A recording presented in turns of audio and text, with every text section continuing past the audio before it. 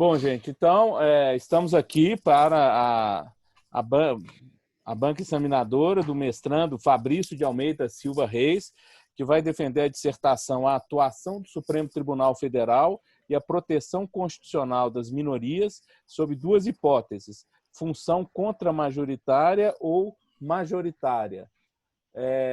Eu começo aqui essa sessão na condição de presidente, né, da banca examinador e orientador do mestrando, agradecendo duplamente, inicialmente, a presença do professor Juliano Fernandes, da Unifem, o Centro Universitário de Sete Lagoas, agradecendo duplamente, em primeiro lugar, pela gentileza da honrosa participação dele, abrilhantando aqui os trabalhos aqui da FUMEC, né?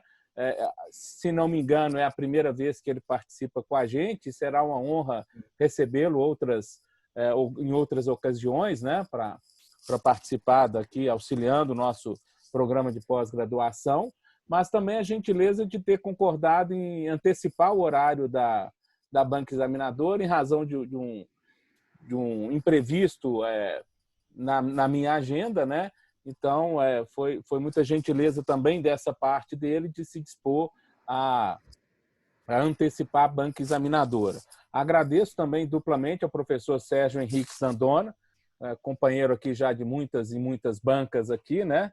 Por mais essa participação e também pela gentileza de encavalar aí a banca examinadora logo em seguida a sua aula aí no mestrado, né?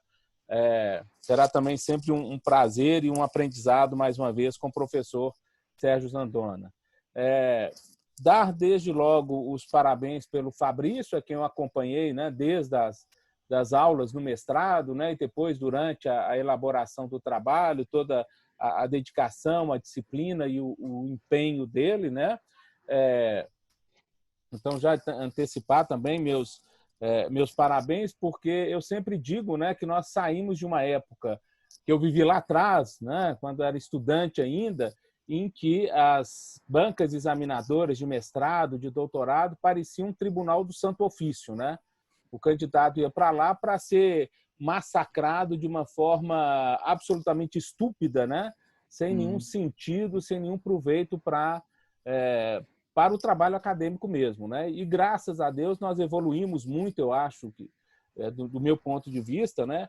Porque as bancas examinadoras hoje no mestrado, no doutorado, são ocasiões de confraternização acadêmica, né? É uma oportunidade que o mestrando tem de discutir, de debater o seu trabalho com pessoas interessadas que leram, né, os componentes da banca examinadora, que leram o trabalho e querem propor ao mestrando, né, um debate acadêmico, franco, aberto sobre o trabalho escrito. Então, embora a tensão seja normal, a expectativa seja normal, eu acho que o momento é de epifania acadêmica, né, de congraçamento acadêmico, muito antes de ser um momento de tortura, de medo, de temor pelo que vem pela frente.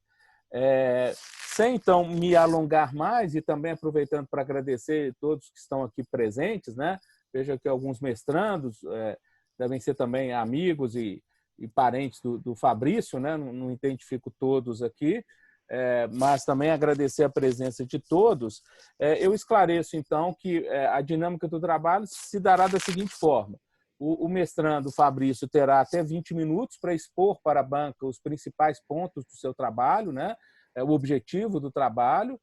Em seguida, eu passarei a palavra para o nosso professor convidado, professor Juliano Fernandes, que terá o tempo que for necessário para fazer as observações, as críticas, indagações, né? O que ele entender necessário, da forma que ele entender necessário. E aí, Fabrício, eu peço que você anote as indagações, as observações do professor Juliano, porque, ao final, você terá um momento para a sua réplica, tá?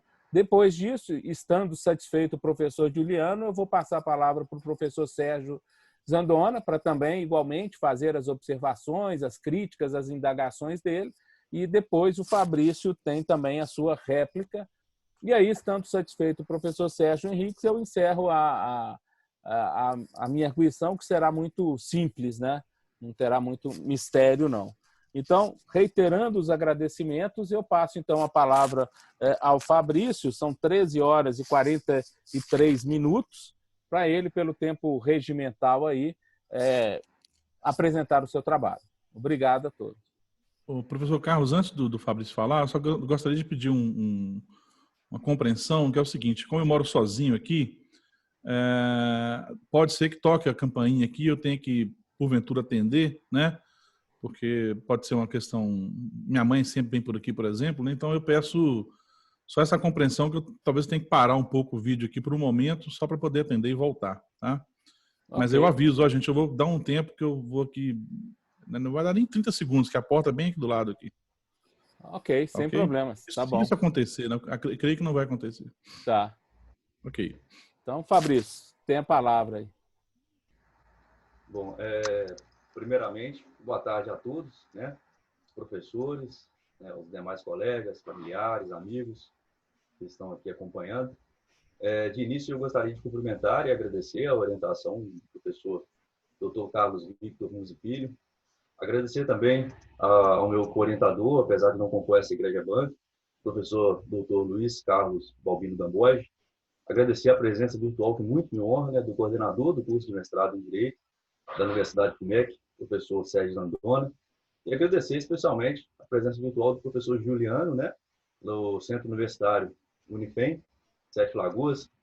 Sete Lagoas é a minha cidade natal, e Unifem é o meu berço acadêmico, né? Foi lá onde eu concluí a minha graduação em Direito. Bom, meu tema, sem mais delongas, é a atuação do Supremo Tribunal Federal e a proteção constitucional das minorias sob duas hipóteses: função contra-majoritária ou função majoritária.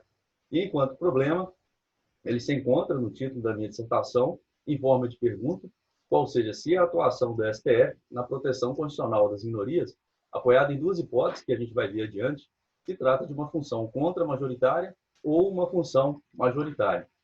Bom, o professor Luiz Roberto Barroso, em que pese não ser o marco teórico dessa minha pesquisa, ele tem discutido, teoricamente, o papel do Supremo Tribunal Federal, e ele possui um importante artigo no qual ele defende a função contra-majoritária do STF, e, para tanto, ele utiliza de alguns exemplos, né, que, metodologicamente, são suficientes para se colocar em discussão essa atuação contra-majoritária na proteção dos direitos das minorias. E é lógico que outros exemplos poderiam ser citados e pesquisados, todavia o interesse principal ele se concentra na sua ideia central, enquanto base de análise. Para tanto, dividi o trabalho em 7 capítulos, sendo o primeiro capítulo a introdução e o último capítulo a conclusão. O segundo capítulo trabalha as idiosincrasias da jurisdição constitucional no sistema de common law norte-americano e de civil law, além da evolução histórica da jurisdição constitucional no Brasil. O terceiro capítulo traz os principais sistemas de controle de constitucionalidade e sua realização pelo judiciário, quais sejam a via de controle difuso de origem americana e a via de controle concentrado de origem austríaca, logicamente sem esquecer, né, da influência desses dois modelos no controle de constitucionalidade brasileiro.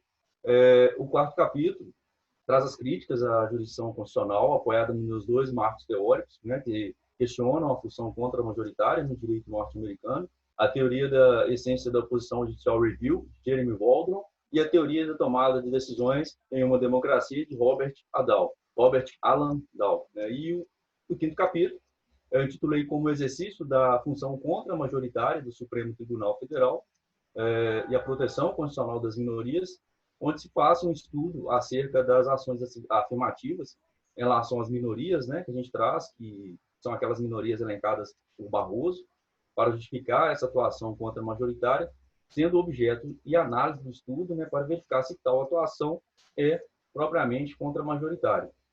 O Barroso ele traz, né, alguns exemplos, como a igualdade racial, os direitos da entidade familiar homoafetiva e a interpretação conforme a Constituição, os direitos das comunidades autóctonas indígenas e também a proteção dos judeus. E o sexto capítulo, ele traz duas hipóteses, propositalmente, né, sobre a função contra-majoritária do Supremo, quais sejam a Constituição enquanto declaração de direitos e tratamento não discriminatório e a legislação simbólica. Bom, apesar de haver uma corrente doutrinária no sentido de que a atuação das Cortes Constitucionais, em especial o STF, na proteção dos direitos das minorias seria uma atuação contra-majoritária, na minha pesquisa, eu iniciei para testar essa situação, né, apoiado no direito comparado e no estudo de casos domésticos aqui no Brasil. Nós sabemos que a jurisdição constitucional, por sua vez, ela passa a ser a instância para se discutir dissensos morais, políticos e até religiosos, né? Cabendo ao STF dizer a última palavra. Com base nesse cenário, é possível identificar um crescimento, né, do papel desempenhado pelo Supremo, pelo Judiciário, né, especialmente o STF, na tutela dos direitos básicos de minorias, o que retrata um aumento de ações levadas ao conhecimento dele.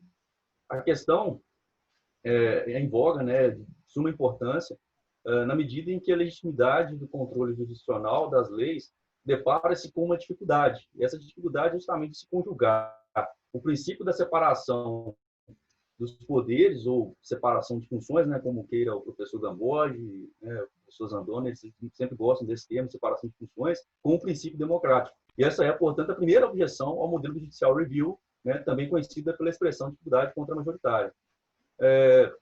O trabalho ele parte das idiosincrasias da jurisdição constitucional no sistema de common law norte-americano e de civil law.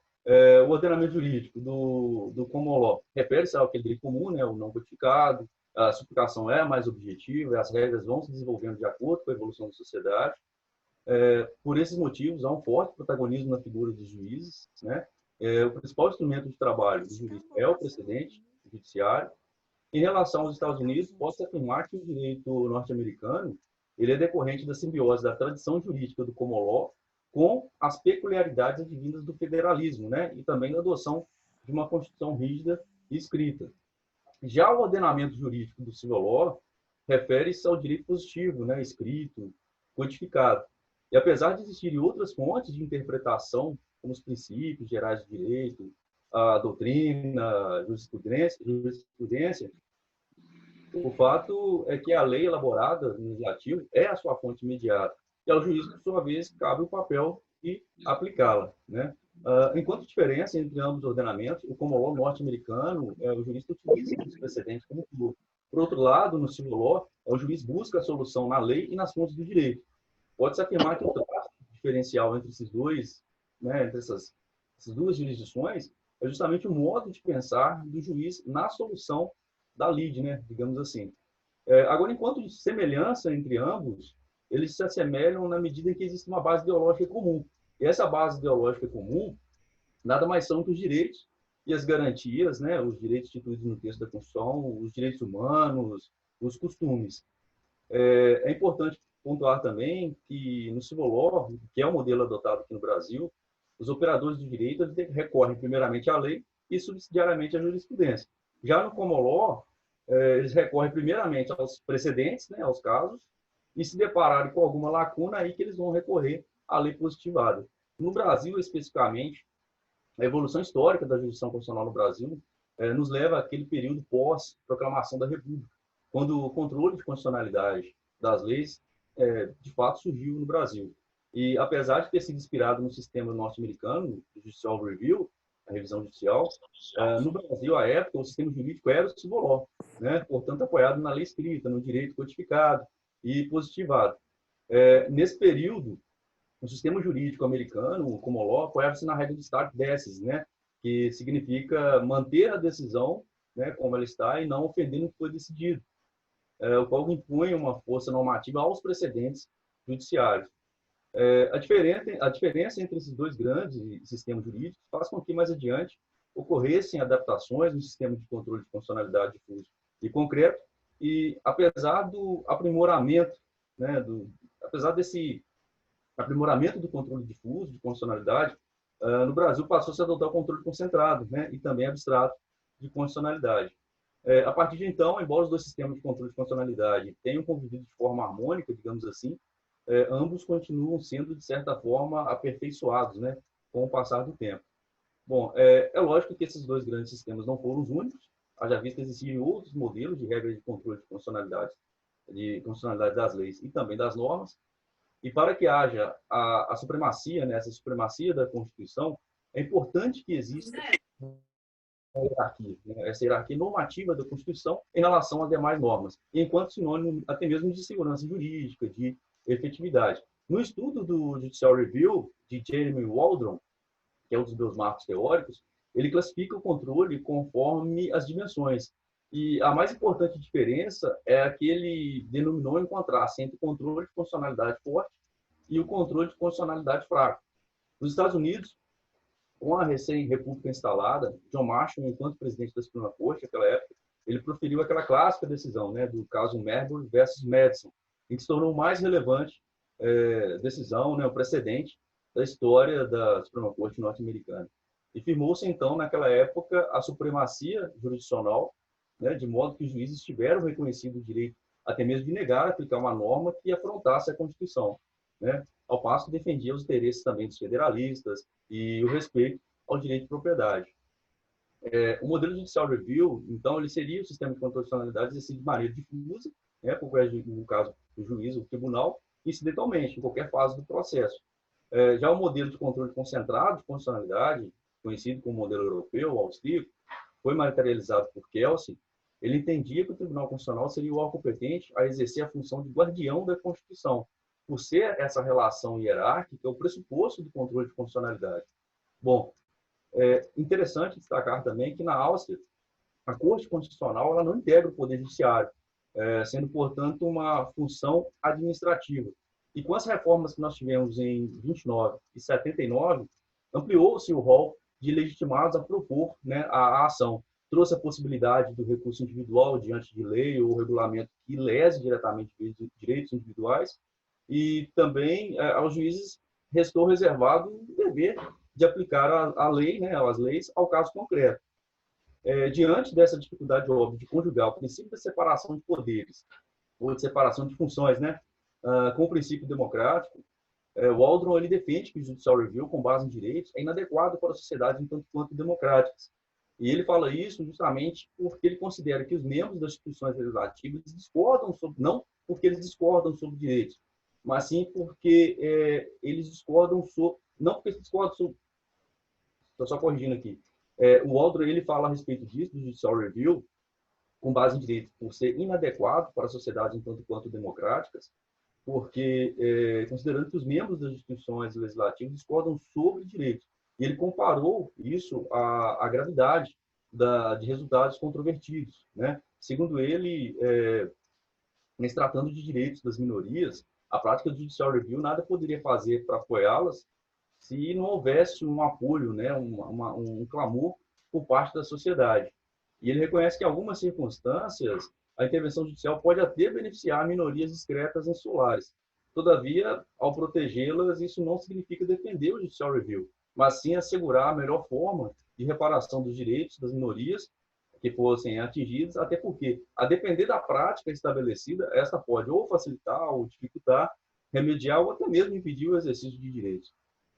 Por outro lado, Robert Dahl ele entende que a Suprema Corte é uma instituição formuladora de políticas públicas nacionais, né, que atua juntamente com os outros órgãos, os órgãos políticos, dentro de um livro que ele chama de consenso político nacional. E ainda que a Suprema Corte americana se constitua em uma proteção das minorias contra a tirania das maiorias, ao invés de agir contra a corrente majoritária, a Suprema Corte é uma instituição formuladora de políticas públicas nacionais, né, um verdadeiro ator político, né? O Dahl ele trata dessa forma. E o tribunal é considerado um órgão estritamente jurídico, e como tal, diante de um caso, ele não efetiva juízos de cunho político. E trazendo para os exemplos que a gente colocou lá, do professor Luiz Roberto Barroso, no tocante à igualdade racial, que é o primeiro estudo de caso do nosso trabalho, com base no julgamento lá no STF da DC 41, e em defesa da Lei 12.990, de 2014, no qual o STF manifestou-se pela constitucionalidade da reserva de negros de 20% das vagas oferecidas nos concursos públicos da administração pública direta e indireta, foi um exemplo de que o Supremo ele não atuou de forma contra-majoritária, né? A situação semelhante ocorreu com a DPF 186 e também com o recurso extraordinário 579285 do Rio Grande do Sul, nos quais se discutiu sobre cotas raciais pela Universidade de Brasília e também pela Universidade Federal do Rio Grande do Sul. E nesses dois casos, o Supremo se manifestou pela constitucionalidade das cotas afirmativas. Em relação ao direito da identidade familiar homoafetiva e a interpretação conforme a Constituição, nós tivemos a ADI 4277 e a DPF número 132 do Rio de Janeiro, e o Tribunal, né, o Suprema Corte em composição plena, proclamou que ninguém, absolutamente ninguém, pode ser privado dos seus direitos, nem sofrer quaisquer restrições de ordem jurídica por motivo de sua orientação sexual. Obviamente, nós tivemos uma lei depois que regulamentou os direitos, né, a questão previdenciários, né, dos casais homoafetivos, e acabou que essa DPF ela perdeu o seu objeto.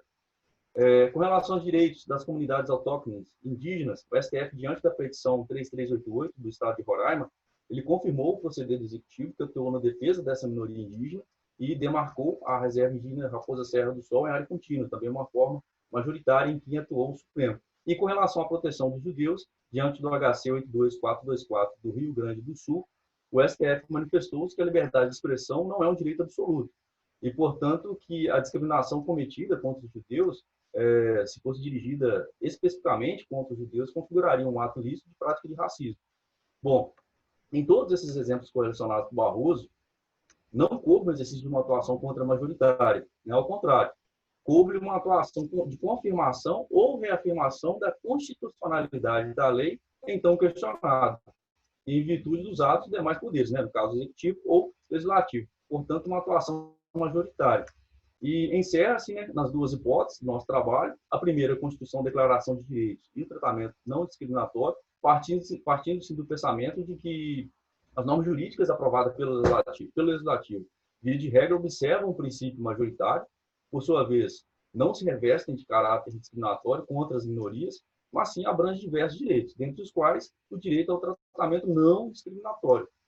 E em sociedades constitucionalmente democráticas, dificilmente haverão situações de discriminação contra minorias por parte do poder público, sensatamente nos âmbitos legislativo e executivo.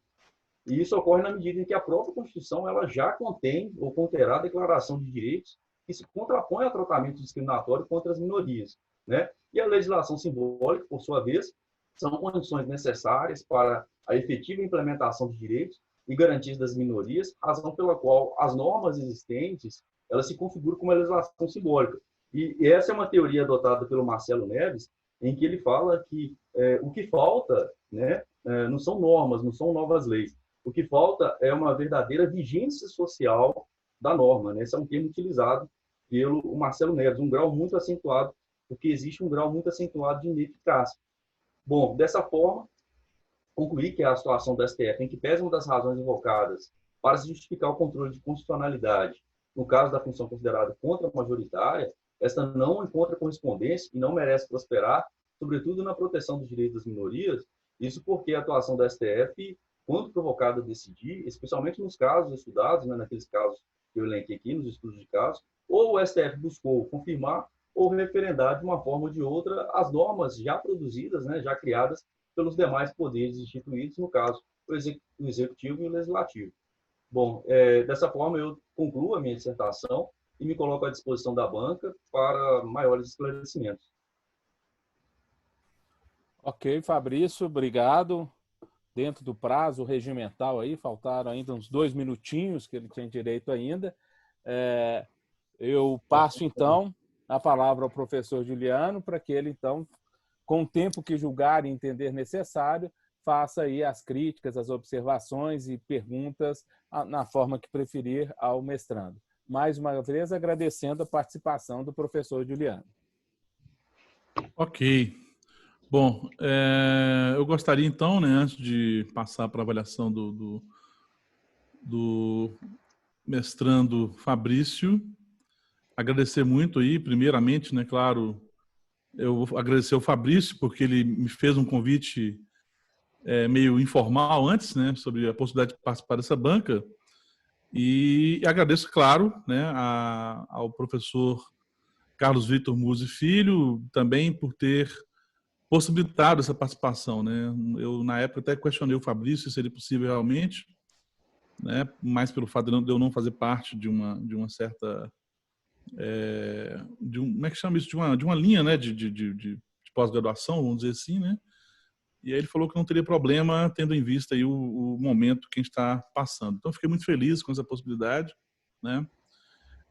E agradeço muito pelo professor Carlos ter feito isso, né, ter possibilitado isso para mim e também para poder participar dessa avaliação aqui do aluno, né, do mestrando.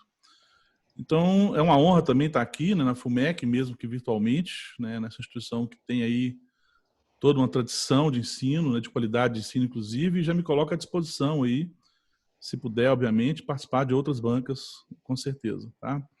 Agradeço também ao professor Sérgio Henrique Zandona, né, prazer conhecê-lo, pessoalmente, virtualmente, né, como diria o professor Carlos Vitor Musi aí. E agradeço a todos que estão aqui participando aqui dessa avaliação, tá?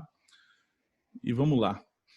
Bom, Fabrício, então eu tenho algumas considerações, né, e depois algumas perguntas, tá? Eu fiz a leitura do seu trabalho com bastante cuidado. Já antecipo que gostei muito do seu tema, né, um tema que achei de extrema importância, inclusive para esse contexto político atual, né, jurídico atual também que a gente vive no Brasil, né?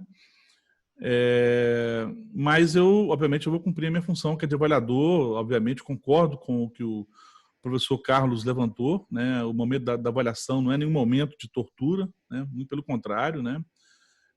Eu já avaliei, assim, parece estranho falar isso, mas acho que mais de 180 bancas de monografia, e nunca na minha vida eu cumpri essa função de torturador, muito pelo contrário, né? Eu tento oferecer algum tipo de, sei lá, se é que eu posso oferecer na realidade aqui, né, um outro ponto de vista, né, vamos dizer assim. Então eu li o seu trabalho, gostei muito do seu texto, né? Vou fazer algumas críticas que eu considero da minha parte, assim, né, que você poderia trabalhar isso melhor, mas isso também entendo a questão do tempo, né, que isso é realmente muito difícil. A minha dissertação também está cheia de problema, a minha tese de doutorado também está cheia de problemas. A gente nunca consegue fechar aquilo da forma que a gente queria realmente fechar, né? Mas a gente tem que fazer, não tem jeito. Então, assim, eu achei seu texto interessante, seu tema muito bom, né? Você buscou aí trabalhar com autores que não são, assim, comumente, né, trabalhados aqui no Brasil, né? Que é o Waldron e o Dahl, né, que são autores, assim, são trabalhados, mas não tanto, né? Eu trabalhei com o Waldron na minha tese de doutorado, que eu discuti a liberdade de expressão, e o Waldron tem um texto importante sobre isso, né? Sobre a liberdade de expressão e a questão do discurso de ódio, principalmente, né? Mas são autores, assim, que as pessoas não trabalham isso muito, assim, aqui no Brasil, né? Normalmente as pessoas optam por discussões um pouco mais comuns, assim, trabalhar com o Dworkin, Alex, Habermas e tal, né? Por exemplo, eu sou um dworkiano, né? Acho que você já conhece um pouco esse meu viés dworkiano, né? Desde o meu mestrado, eu estudo Dworkin e trabalhei com Dworkin tanto no mestrado como também no doutorado. Inclusive, na minha tese, eu fui bastante criticado pelo meu posicionamento a partir do Dworkin, né, em relação à liberdade de expressão. Exatamente por isso, então, aqui já vai uma primeira consideração, né? Eu acho que faltou no seu texto, assim, você até cita isso em algum momento, é claro, eu vi que você citou o Dworkin, trabalhou inclusive com o Habermas, mas acho que faltou você desenvolver isso melhor no texto, né? Porque o Dworkin é um autor importantíssimo na tese contrária que você quer trabalhar, né?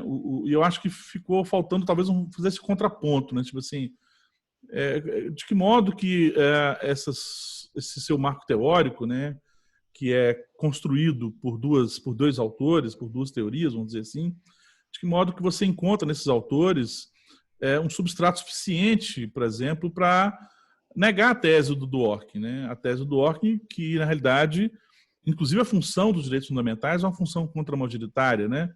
Ele vai dizer isso. E não só isso, né? A própria visão de democracia do Dworkin é exatamente essa visão, né?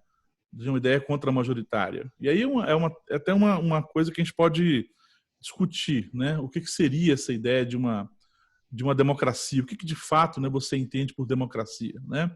Se democracia ela é maioria ou não, o que é isso? Né? A gente pode discutir isso depois. Mas então acho que o Dworkin é um autor muito importante no seu estudo, né?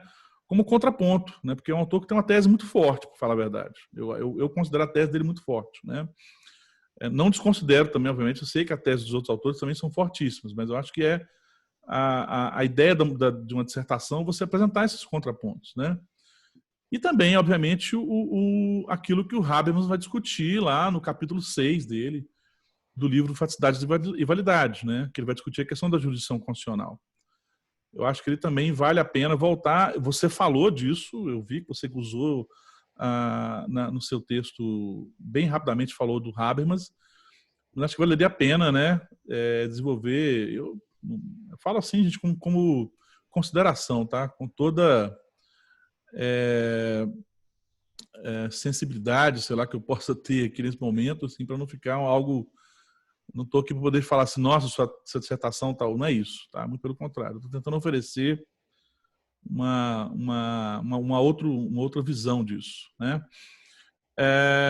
Tem alguns pontos da sua dissertação, eu depois, se você quiser, eu até mando, né? Porque eu não tenho, como a gente não tem o texto escrito, o texto está digital aqui, mas eu fiz as anotações no seu PDF aqui, depois, se você quiser, eu te mando essas anotações, tá? E aí, obviamente, se você quiser trabalhar no futuro doutorado, não sei, né? E também se você considerar isso importante, claro. Bom, essa sua parte, obviamente, introdutória, né? Essa parte que você vai falar da jurisdição constitucional, né? Das idiosincrasias da jurisdição, ok. Não vi aqui nenhum problema, até porque isso aqui é mais descritivo, né? Não tem tanto o que falar, né? Evolução histórica, tá tranquilo, isso aqui também, não vi nenhum problema e tal.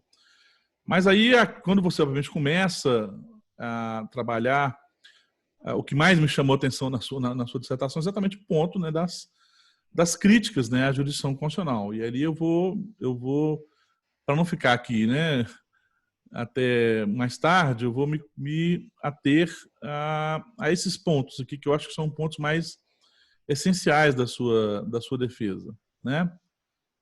Se você me concede essa licença aqui.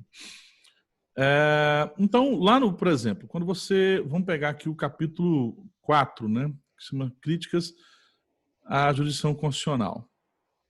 Bom, de cara eu já queria dizer que eu concordo em parte com o que você diz, eu só discordo dessa parte do contra-majoritário, né? Mas aquilo que o Barroso fala da questão da representatividade, realmente eu discordo, né?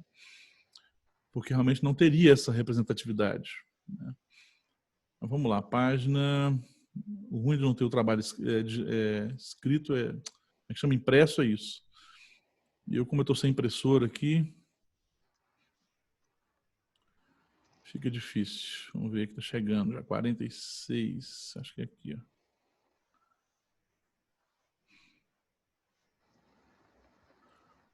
Só um minuto. Você está me ouvindo perfeitamente aí, Fabrício? Tá, né? Perfeitamente. Tá ok. Eu já passei. Onde é que está o negócio, gente? Deixa eu ver se eu vou achar aqui. Bom, tá aqui. Bom, críticas, né? Então, ok. Você fala que você vai fazer os apontamentos críticos a partir desses dois marcos, né? Da teoria da essência da oposição ao Judicial Review do Jeremy Waldron e a teoria de tomada de decisões da democracia do Robert Dahl, né? Ok, compreendi isso claramente. Mas aí depois você já vem aqui, eu já começo a fazer alguns questionamentos, né? E aí eu vou meio que fazendo questionamentos a partir do que eu marquei aqui, tá ok, Fabrício? Né? Então, vou pegar até aqui a página 56, né?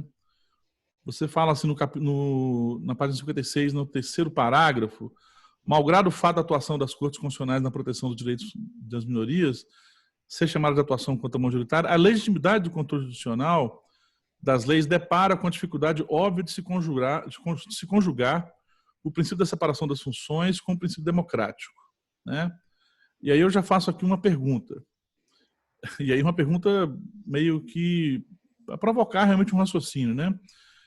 E algo que tem sido muito discutido hoje, inclusive, né? E algo que o próprio Dworkin fala, né? Porque o Dworkin ele é, de certo modo, a favor de um tipo de ativismo judicial, né? O Dworkin ele é contra aquele ativismo judicial, que nós também somos contra, mas ele é a favor de um tipo de ativismo judicial. Então eu pergunto assim, será que mesmo diante desses tempos aí, né, de legislativo extremamente moralista, conservador e reacionário, como nós estamos vivendo hoje em dia, né? De um legislativo que, não todo, mas boa parte dele, né, quer fazer o direito voltar ao passado, né? Será que mesmo a atuação do Supremo no sentido contra-majoritário seria um comprometimento ao princípio da separação de poderes, né? Essa é uma ideia, né? É provocação mesmo, né? Assim, olha, aquilo que parece que o próprio Barroso fala, né? E o próprio Dworkin também fala isso. Acho que o Barroso é leitor do Dworkin, né? E também do Alex, mas aquilo que, olha, de vez em quando o Supremo ele é um importante fator de modificador da própria história, vamos dizer assim, né? Ele impulsiona a história, vamos dizer assim.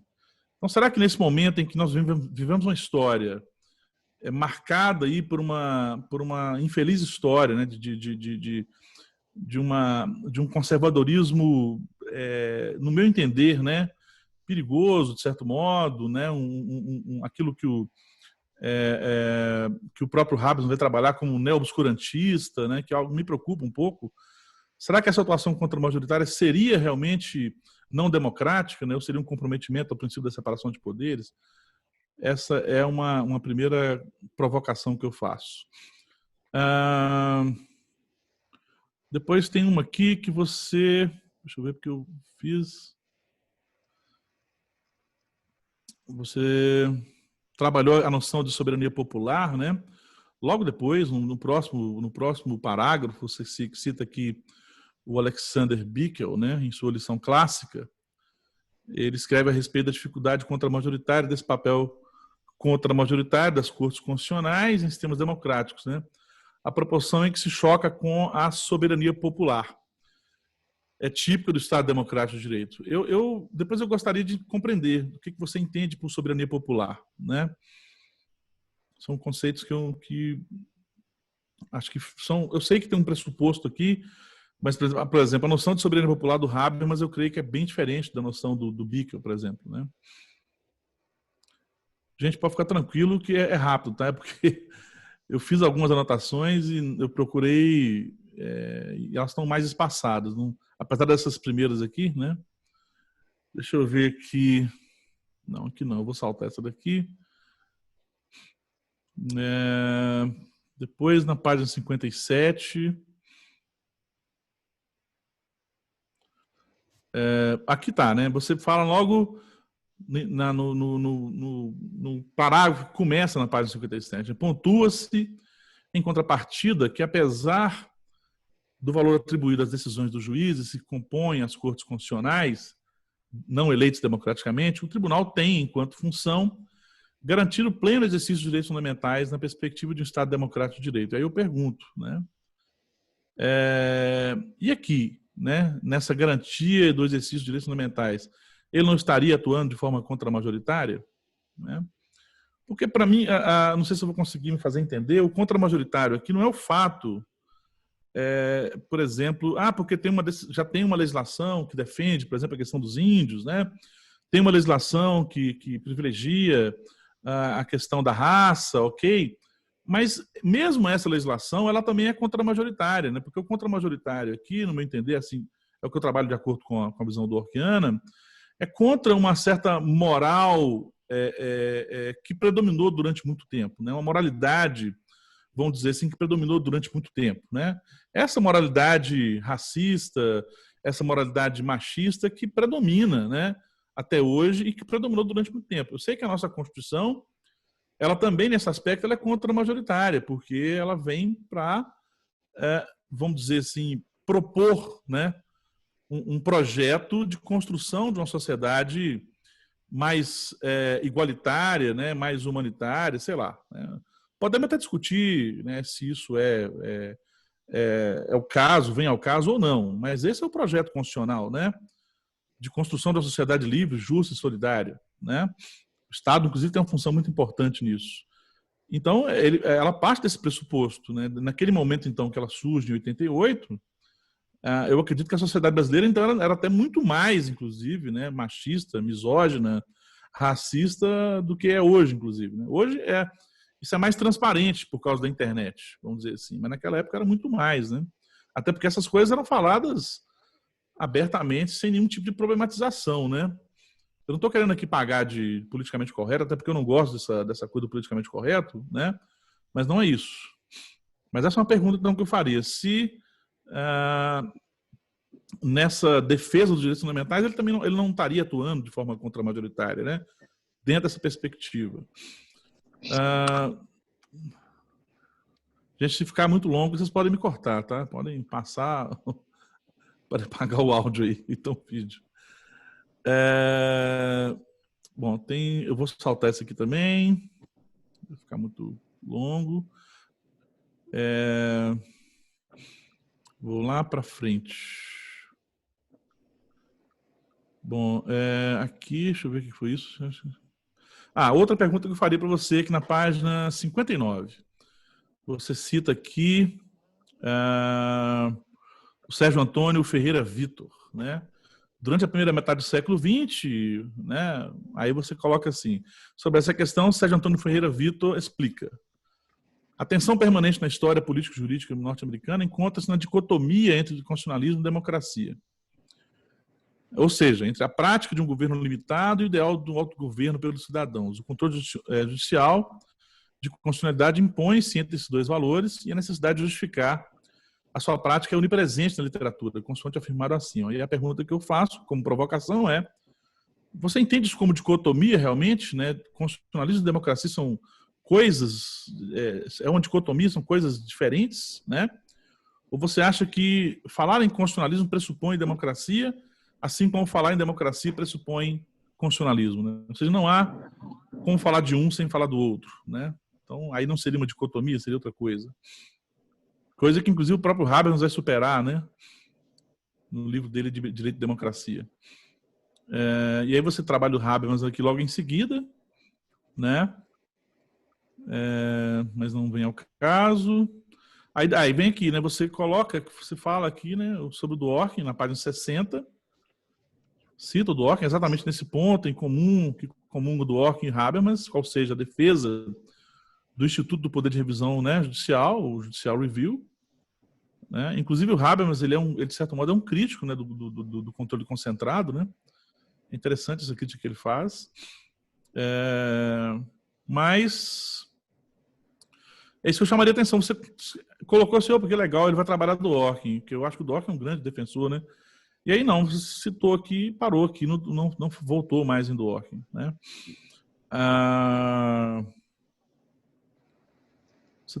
O Rosenfeld que você citou, que acho que é o Michel Rosenfeld, né, que é um autor que eu considero de extrema importância. Agradeço aqui ter citado o meu nome no seu trabalho, no pé de página aqui. Obrigado. Vamos ver o que mais. Você vê que são questionamentos relacionados ao pano de fundo do seu trabalho, né? Tá? Depois, deixa eu ver se eu fiz alguma pergunta aqui.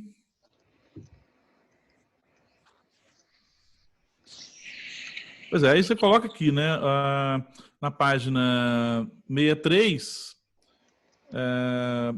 no ponto 4.2.1, você coloca assim, afinal, né, o que seria o segundo parágrafo aqui, afinal, os juízes devem ter autoridade para revogar leis ou atos, ficou um ator aqui, né, com R aqui, depois eu vou colocar para você corrigir, atos normativos quando estiverem convencidos de que violam direitos individuais.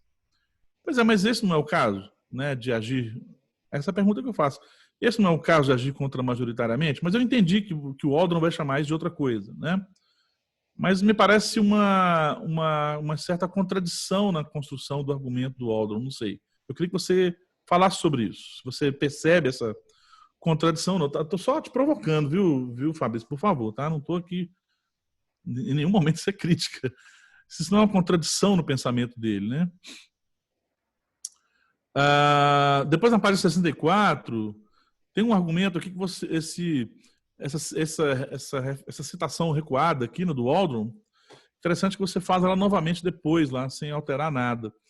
É só para chamar atenção mesmo, coisas que acho que poderiam ser mexidas depois no seu texto. Deixa eu ver se aqui tem alguma pergunta.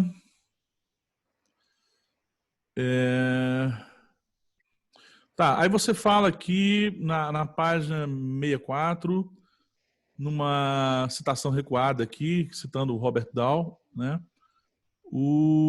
A Suprema Corte é inevitavelmente uma parte da Aliança Nacional Dominante. Mas aí depois você vem no finalzinho dela, vai assim, a Suprema Corte põe em risco essa legitimidade caso se oponha claramente às principais políticas de aliança dominante. Tal atitude, como vimos, normalmente não é uma que atrai a Suprema Corte. Primeiro, eu queria que você me explicasse o que é legitimidade, né? O que você entende por legitimidade? E outra, será que a legitimidade é isso? É estar de acordo com uma política de aliança dominante? Isso é ser legítimo, né? Ou isso, na realidade, não poderia ser visto como vamos dizer assim, uma democracia da maioria, né? Uma ideia de democracia da maioria. Essa é o da página 64. Bom, aí vamos ver se tem mais alguma coisa. Não, que foi só para marcar mesmo. Isso aqui é... aí nesse ponto aqui da página 66, vai finalizando ali, antes do último parágrafo, né? Você falando sobre o Waldron, fala assim, nesse sentido, continua o Waldron, ao dispor que a tirania por maioria popular é uma forma especialmente chocante de tirania. Em seguida, responde que não vê como poderia ser. E aí, eu pergunto para você aqui, também para a gente construir um argumento aqui, né? Qual que seria a função dos direitos fundamentais? Né? A partir dessa perspectiva, qual que é a função dos direitos fundamentais? Deixa eu ver se aqui tem alguma pergunta. Estou quase acabando. Aí você... Aqui você coloca aqui na página 67, no finalzinho também, você coloca assim, esse professor afirma que o objeto principal é a discordância quanto a direitos, né? E aí depois você vem, em parte uma resposta diante das falhas percebidas de instituições democráticas e outra parte uma resposta para o fato de muitas pessoas não levarem a sério o direito. Eu até brinquei, quando você coloca levar a sério o direito, é que você está se referindo ao Dworkin aqui ou não? Porque o Dworkin tem um livro chamado Levar a Sério o Direito, né? E aí eu tô perguntando se você está, tipo... como é que eu vou dizer? Se você não está conseguindo reforçar o seu argumento e, de certo modo, caindo em algumas armadilhas, eu não sei se é isso, né?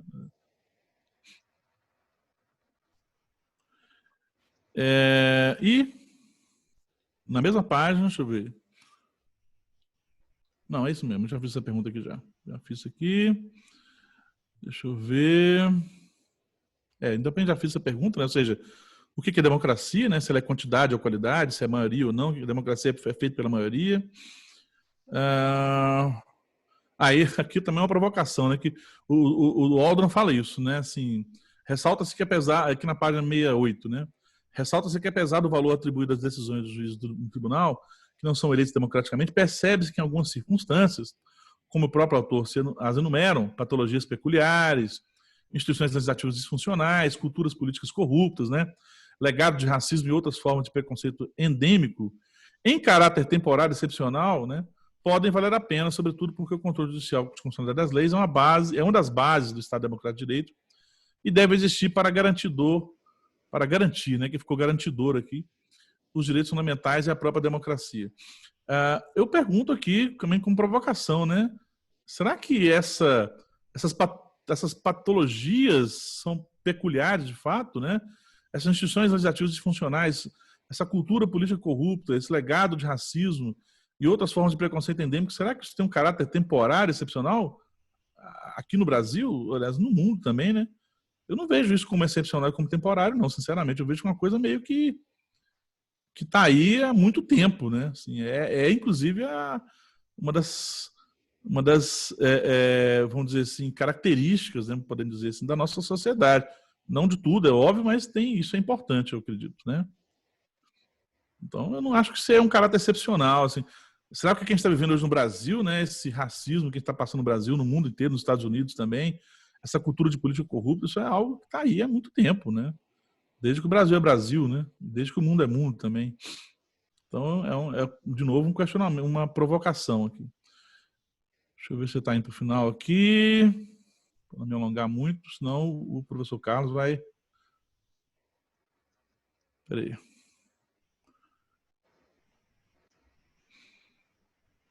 Essa aqui eu já fiz, mas só para ficar mais claro, né? Página 71, só para reforçar o que eu te perguntei. Você fala assim, veja especialmente que os membros da Suprema Corte são nomeados pelo Senado e pelo presidente, o que representa uma espécie de identidade partidária com pensamento e visões condizentes, ou seja, uma escolha majoritária do ponto de vista do poder que os escolhe. Eu pergunto assim, você entende que por esse motivo a Suprema Corte tem o compromisso de atuar em consonância com tais identidades partidárias? Ou seja, né, trocando aqui, né, em miúdos aqui, se for falar do Brasil, né, que segue o mesmo processo, né, de nomeação, escolha, né, ou melhor, de escolha e nomeação, será que o ministro Supremo ele tem esse tipo de vamos dizer assim, de postura, né, de se prender, né, ou de agir em consonância com identidades partidárias? Essa é uma pergunta que eu faço. Eu já fiz lá atrás, mas só para reforçar, né? Eu me lembro de um caso interessante, né? Parece que é um caso em que o Ronald Reagan, né, presidente dos Estados Unidos, foi escolher os novos, vamos dizer assim, né, ministros, né, membros da Suprema Corte, né, que não são ministros, né? E ele faz essa pergunta, né, se eles eram a favor ou contra o aborto, né? E ele queria escolher as pessoas que fossem contra o aborto. E eles falam que eram contra o aborto.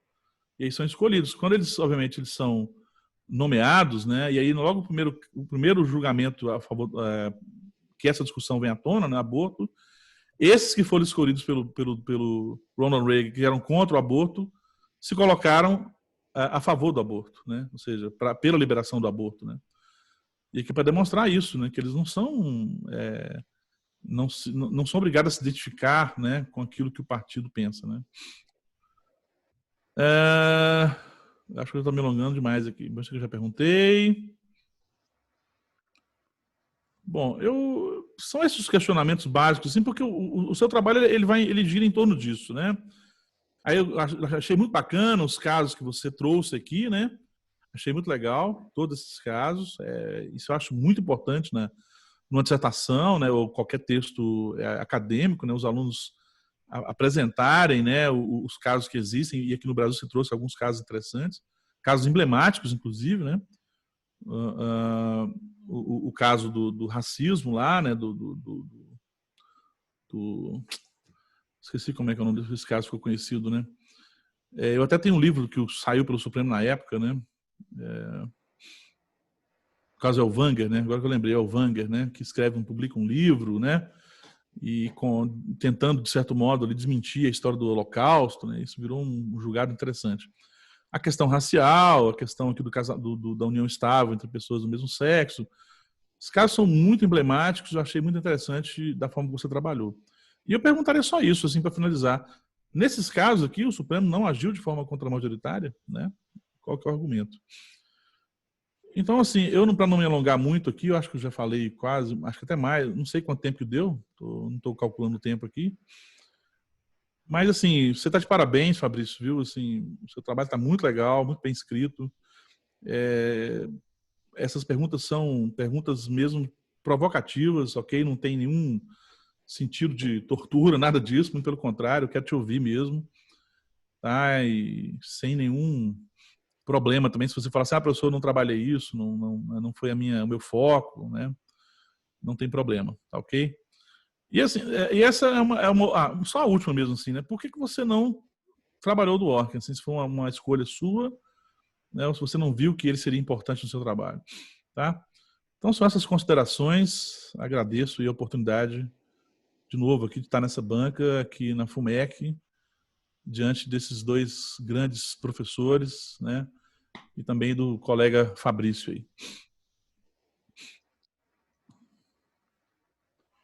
Professor Juliano, agradeço mais uma vez, né? Agora mais um agradecimento também pelas observações enriquecedoras. Eu acho que todos perceberam, né, a elegância da argumentação, para mesmo desafiar, provocar o Fabrício a se virar agora, né, para fazer a réplica aí, né? Sem mais delongas, então, Fabrício, devolvo a palavra a você para que você faça suas observações, suas considerações e responda às indagações do professor. Bom, inicialmente, obrigado aí pelas considerações, pelos puxões de orelha, né, professor Juliano? Desde os tempos lá de prática jurídica simulada, direito público, lá na graduação, alguns anos atrás. Bom, em relação a... Vou tentar responder, talvez eu não tenha esquecido de alguma questão aqui, mas vou tentar responder mais ou menos na ordem que elas foram feitas, né? Em relação a aquele contraponto que eu coloquei do Dworkin e do Habermas, né? O ponto em comum, trabalhando as diferenças, né, do Judicial Review.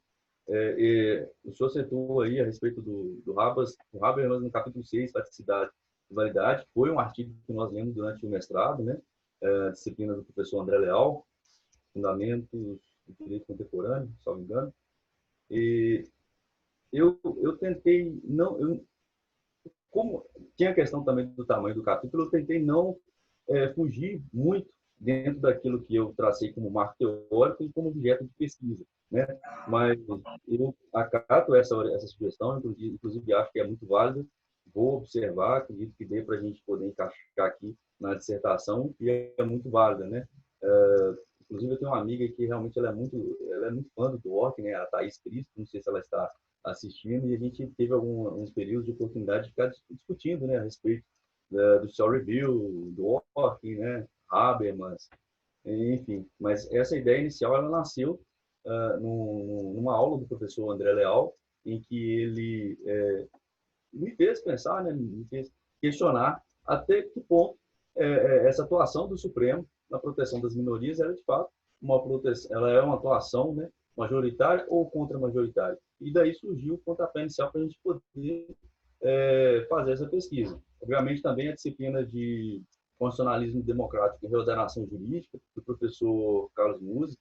Nós tivemos a oportunidade de trabalhar alguns artigos do professor Barroso, trabalhamos também esse artigo do Jeremy Waldron e do Robert Dahl, e daí surgiu também o interesse, né, de questionar também essa função contra-majoritária. Em relação à democracia, vejo também a democracia enquanto um poder titular, né, na mão do povo, né, conforme está lá na Constituição, né, todo poder emana do povo, que exerce através do voto, do referendo, plebiscito, através dos seus representantes. E com relação às críticas à jurisdição constitucional, é interessante que o professor Barroso, né, fazendo um paralelo aqui, ele fala que o Supremo ele exerce um papel representativo, às vezes, né, não só contramajoritário, mas também representativo e até mesmo iluminista, né? Ele fala que em que pese, né, os membros do Supremo não receberem voto popular, né, não ocuparem cargo eletivo, e entre aspas, né, ele representaria, né, o anseio da sociedade, né? E ele fala também que de um papel iluminista, né, que seria aquele papel do STF de empurrar a história quando ela emperrasse. É também uma função que o Barroso traz, mas que eu acredito que deva ser olhado com uma certa cautela, né, com certo cuidado. Com relação à dificuldade contra-majoritária, né, que é uma expressão trazida aí pelo Bickel, né, Alexander Bickel, ela se concentra justamente nessa dificuldade de se conjugar o princípio da separação de funções, ou separação de poderes, com o princípio democrático. Democrático aqui, eu vejo enquanto, via de regra, o poder legislativo, né, a representatividade, e a crítica que é trazida aqui é porque justamente o STF, composto por membros concursados, né, e indicados, não ocuparem cargo eletivo, não ocuparem um cargo de representação, digamos assim, no sentido estrito, né, de ocuparem mandato eletivo, né.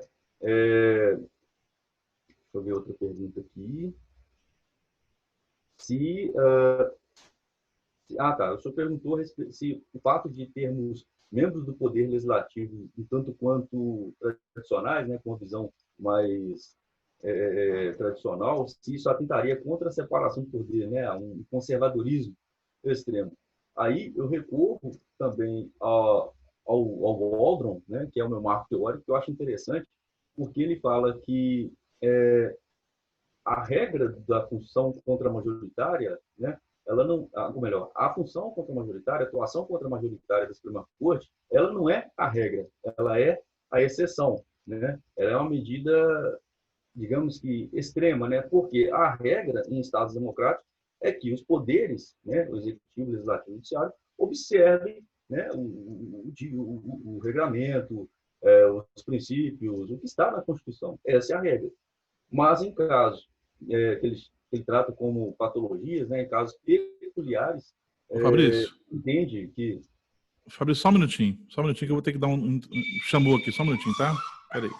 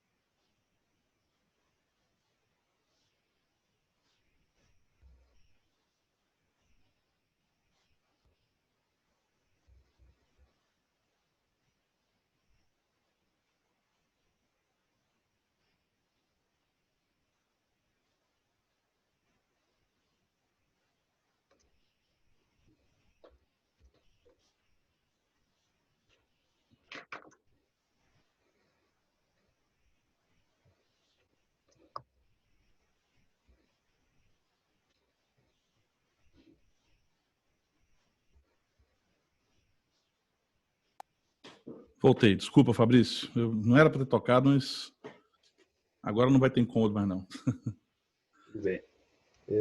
Então, continuando aqui a responder as perguntas, com relação ao que eu dizia, né, sobre o fato de ter um conservadorismo, né, que foi perguntado pelo professor, esse conservadorismo por parte do Poder Legislativo, né, com pensamentos mais tradicionais, que atentaria contra a separação de poderes, eu vejo que nessa situação entra muito na questão do que o Walter fala, né? Inclusive, ele conclui a sua obra dizendo que, no caso de patologias peculiares, né, instituições legislativas corruptas, disfuncionais, culturas de corrupção, legados de racismo, né, de discriminação e outras formas de preconceito endêmico, há a necessidade, né, de forma temporária, em caráter por tempo certo, digamos assim, de a Suprema Corte atuar, né, contra majoritariamente, né, dessa forma, mas observando o princípio majoritário, observando a proteção que já vem da Constituição, né, aí entra na questão da declaração de direitos, o tratamento não discriminatório e até mesmo o simbolismo, né, a Constituição simbólica, o simbolismo da própria Constituição. Deixa eu ver aqui. Entra na questão da modalidade de direitos fundamentais, pelo exercício de direitos fundamentais. Eu acredito que entra nessa questão também. O professor Alexandre Bahia, ele tem um artigo que ele estuda a ação direta de funcionalidade de omissão, número 26 do STF, em que ele fala que o direito à liberdade de expressão ele vai até onde começa o direito individual de outra pessoa, né? Que nenhum direito fundamental, nenhum direito se reveste de caráter absoluto. E diante dessa máxima, há que observar a questão do direito ao respeito, né, à integridade do outro, física, moral, enfim.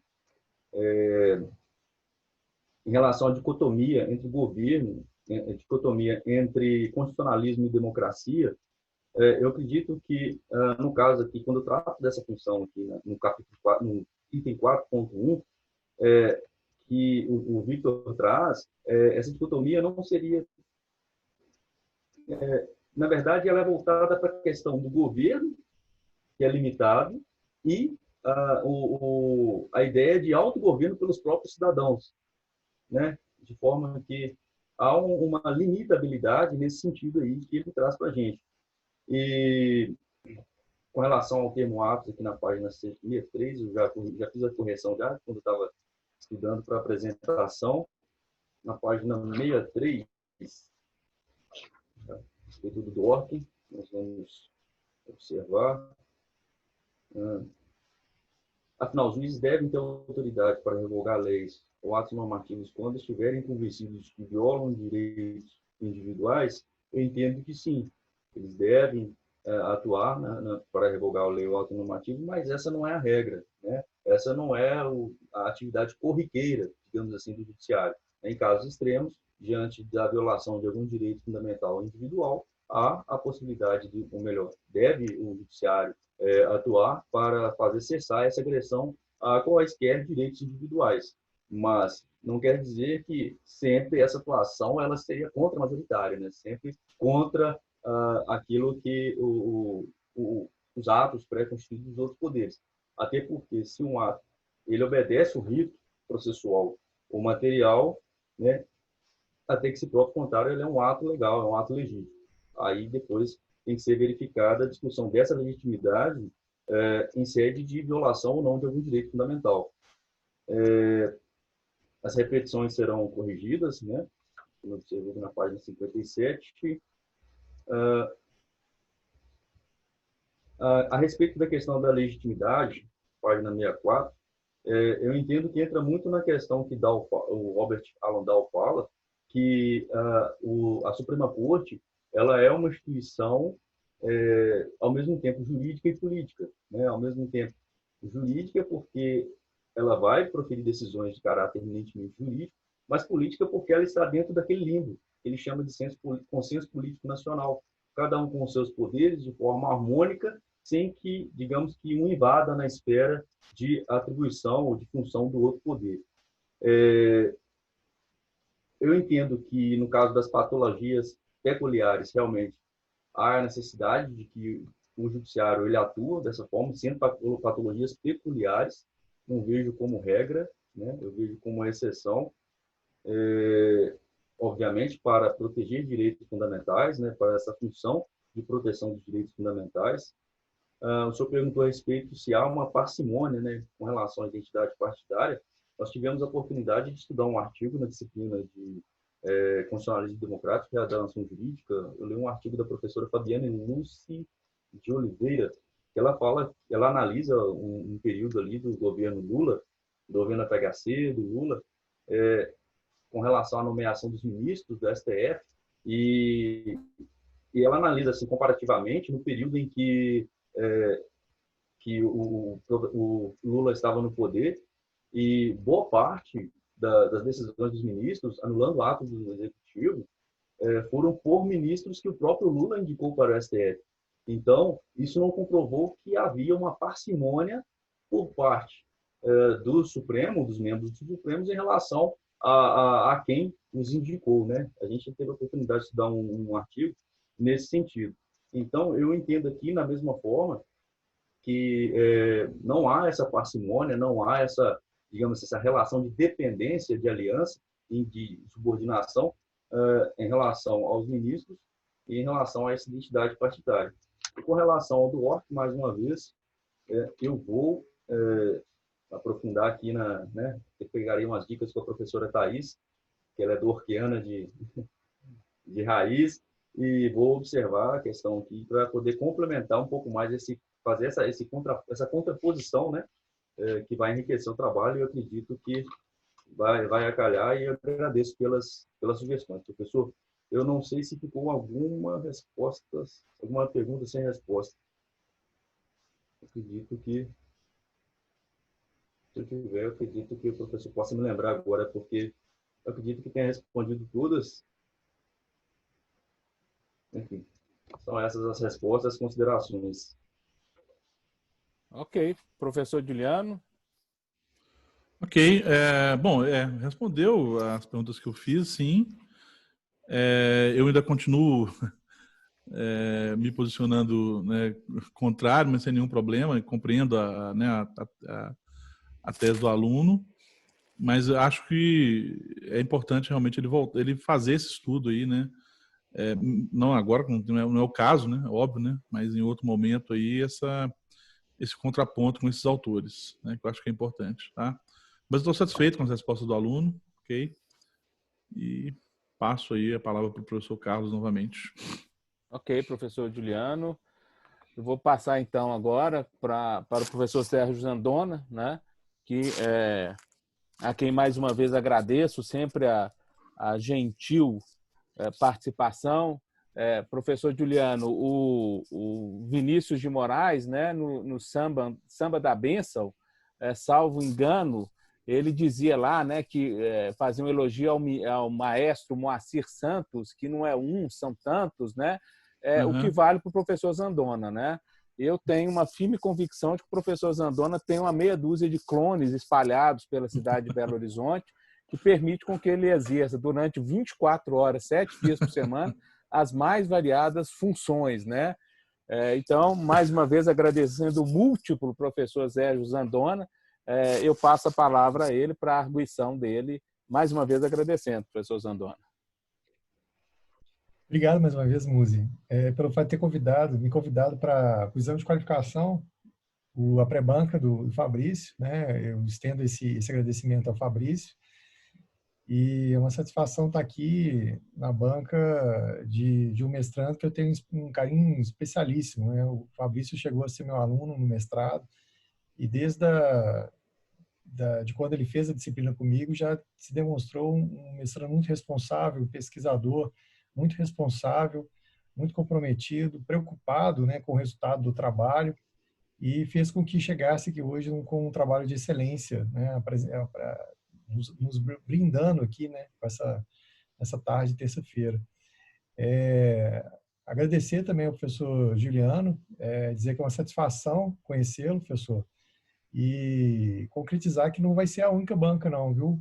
O senhor já está convidado aí para outras bancas e o programa de mestrado em Direito da FUMEC, ele tem exatamente essa questão de possibilitar o convite a professores que ainda não tiveram a oportunidade, né, de integrar um programa e exatamente para que haja a oportunidade da gente conhecer a fala de colegas tão gentis, bacanas e que tragam e trazem, né, como o senhor trouxe aqui para a gente, uma contribuição fantástica, né, ao trabalho do Fabrício. Hoje mesmo, na aula da manhã, no mestrado, eu estava mencionando a participação de professores externos e dizendo que, porque o mestrando me perguntou, né, se o professor externo tem que ser amigo, tem que pensar na mesma linha. Aí eu falei assim, não tem nada disso, não. A gente tem que convidar pessoas do bem, né, pessoas que venham para agregar, mas não necessariamente alguém que pense da mesma forma que o mestrando. E o bacana de vir um professor externo que pensa diferente é exatamente a contribuição que ele traz ao trabalho. É um olhar diferente ao trabalho. E daí surgem ideias que vão vir na sequência, né? O próximo passo do Fabrício é o doutorado. Se Deus quiser com a gente, né, Fabrício? Fazer um doutorado aqui na FUMEC, em Direito. Mas a interlocução com que o professor Juliano fez aqui, ela abre uma avenida para você aí em termos de uma tese de doutorado, a partir desse próprio estudo que você fez, né? Então, bacana demais e agradeço, professor Juliano, por essa contribuição aqui ao nosso programa e ao Fabrício. Eu tive a oportunidade de participar aliás, abrindo um parênteses aqui, né, cumprimentar as pessoas que aqui estão também, nos mestrandos, aos seus parentes, seus amigos que aqui estão, Fabrício. Estou vendo aqui vários amigos seus aqui no grupo também. E cumprimentar a Claudinha, né? A Cláudia aqui é a nossa guardiã. Né? A Cláudia é a nossa guardiã aqui. É uma das responsáveis por esse programa ser e ter a qualidade que ele tem. Né? Esses dias a Cláudia, inclusive, está rouca, né? De tanto tentar resolver o problema, né? Para que as aulas e as bancas aconteçam de forma maravilhosa no nosso programa. Então, agradecer e deixar esse registro aqui público de agradecimento à Claudinha, por toda essa ajuda que nos presta. Então, Fabrício, eu tive a oportunidade de participar da sua qualificação e quando a gente participa da qualificação, torna-se mais confortável a nossa participação na banca, né? Porque a nossa atividade passa a ser mais uma atividade de conferência, se de fato você acolheu ou não as sugestões que a gente passou. E eu te digo que eu fiz essa conferência e fiquei muito feliz, porque Várias das sugestões que eu te dei, todas as sugestões, eu conferi aqui, todas as sugestões que eu te dei você acolheu, e acolheu com muito carinho, né? Uma delas você até falou, mencionou aí, que me incomoda muito essa questão de separação de poderes, né? Uma expressão que eu tenho né? Não gosto, não uso, né? Na ideia de que Montesquieu não foi o responsável por isso, e o que, na verdade, Montesquieu quis foi estabelecer um estudo de contrapesos, né? Então, os intérpretes de Montesquieu que idealizaram esse sistema aí de poderes, né? Então, o ideal seria utilizar a expressão funções. E eu vi que durante o seu trabalho todo, isso te deu um certo trabalho, né? Mudar tudo para funções, né? Isso envolve também uma alteração um pouco de linha, né, de estudo. E eu fiquei muito feliz quando vi que você acolheu essa minha sugestão. Em um ou outro lugar que eu te sugeri também a alteração de uma palavra ou outra, no sentido de tornar o trabalho mais técnico também, outro conselho que eu sempre dou para os mestrandos, né, a gente tem que, num trabalho científico como esse, a gente tem que usar a técnica, a gente não tem que falar de forma difícil, a gente tem que escrever de forma tranquila para as pessoas entenderem aquilo que a gente está querendo dizer. Mas a gente tem que usar a técnica, né? Tem que usar a técnica, usar os institutos de forma correta dentro da nossa área, que é o direito. E em assim, uns 3 lugares que eu te apontei, você foi e trocou as palavras, que eu achei que ficaria mais técnico, palavras mais técnicas, e você acolheu também a minha sugestão. E também teve um cuidado também em um ponto ou outro que eu te apontei com relação à BNT e à metodologia, que eu observei isso também, né? E com relação às fontes, eu não tinha tido a oportunidade de participar de banca com o professor Juliano ainda, mas, professor Juliano, eu conto as fontes dos mestrandos. É algo mais ou menos assim, ó. Eu vou marcando mesmo, né? O que cada um tem, né?